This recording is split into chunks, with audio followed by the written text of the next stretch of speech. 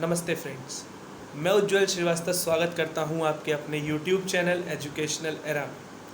Friends, बताते हुए बहुत ही ज़्यादा अफसोस हो रहा है कि राजनीति के चक्कर में स्टूडेंट्स को फिर से मौत के मुंह में ढकेला जा रहा है। यूजीसी ने साफ साफ कह दिया कि बिना एग्ज़ाम कराए फाइनल ईयर के बच्चों को हम डिग्री नहीं देंगे, भले ही बच्चों की मौत क्यों नहीं हो जाती है। आज मैं कुछ सवाल पूछना चाहता हूँ हमारे मुख्यमंत्री जी से, हमारे प्रधानमंत्री जी से और एमएचआरडी जी से कि सर, अगर हम लोग को कुछ भी होगा तो क्या आप रिस्पॉन्सिबिलिटी लेंगे?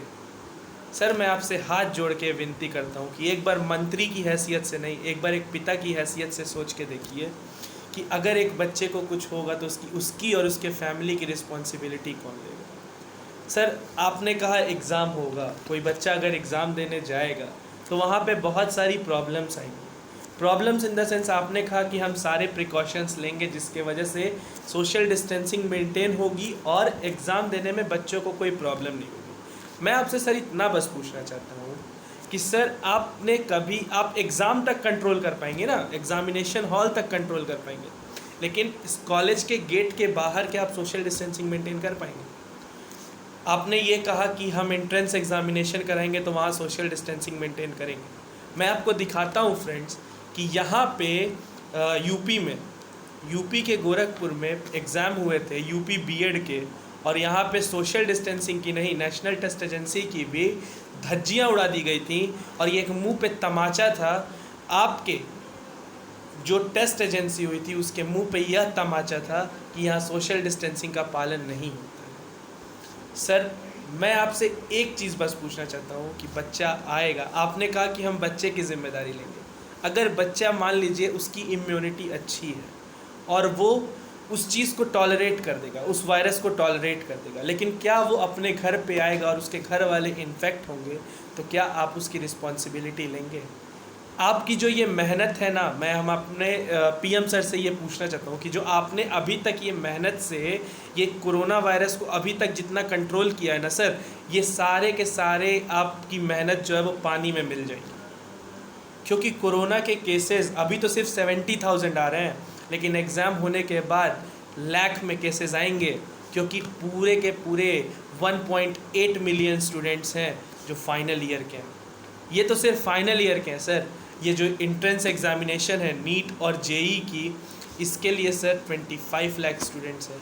ये तो एक अप्रॉक्स रेट है, मेरे पास कोई इसका आंकड़ा नहीं है, लेकिन सर मैं आपसे पूछना चाहता हूँ कि सर, बच्चों की ज़िंदगी के साथ खिलवाड़ ना कीजिए, क्योंकि इन बच्चों से ही उनकी फैमिली जुड़ी हुई है। कई ऐसे बच्चे हैं जिनके पेरेंट्स आएंगे, क्या अगर वो नहीं कर पाएंगे और उन्हें कुछ होगा तो क्या आप उसकी रिस्पॉन्सिबिलिटी लेंगे?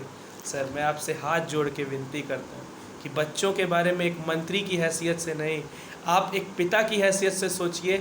आप उनकी पिता की हैसियत से सोचेंगे तब आपको रियलाइज़ होगा सर कि ये क्या चल रहा है। हमें जनरल प्रमोशन दीजिए सर, क्योंकि हमारे बहुत सारी चीज़ें फंसी हुई हैं, और अगर आप जनरल प्रमोशन नहीं दे सकते हैं तो जब तक मामला कंट्रोल में नहीं आता है तब तक एग्ज़ाम को पोस्टपोन कर दीजिए।